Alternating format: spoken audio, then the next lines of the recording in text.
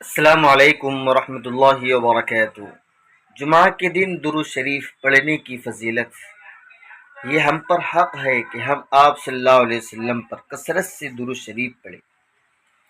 آپ صلی اللہ علیہ وسلم نے اس امت کی خاطر بڑے قربانی دی، بڑے احسانات ہیں پیارے آقا صلی اللہ علیہ وسلم کے۔ ناظرین، ہم روزانہ جمعہ کے دن خصوصاً آپ صلی اللہ علیہ وسلم پر درود شریف پڑھنے کی ہم فکر کریں۔ یا رب صلی وسلم دائما ابدا علی حبیبک خیر الخلق کلہم۔ جون سا درود شریف یاد ہے؟ حضرت اوس بن اوس رحمۃ اللہ علیہ کہتے ہیں کہ رسول اللہ صلی اللہ علیہ وسلم نے فرمایا، تمہارے سب سے بہتر دنوں میں سے جمعہ کا دن ہے۔ اسی دن حضرت آدم علیہ السلام پیدا کیے گئے، اسی دن یعنی جمعہ ہی کے دن ان کی روح قبض کی گئی، وفات ہوئی۔ اسی دن سور پھونکا جائے گا، جمعہ کے دن اسی دن چیخ ہوں گی، آواز ہوں گی۔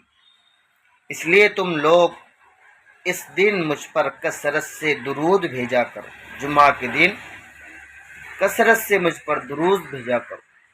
یا ربی صلی وسلم دائما ابدا علی حبیبک خیر الخلق کلہم، کیونکہ تمہارا درود مجھ پر پیش کیا جاتا ہے۔ درود فرشتے آپ صلی اللہ علیہ وسلم تک ہمارا درود شریف پہنچاتے ہیں۔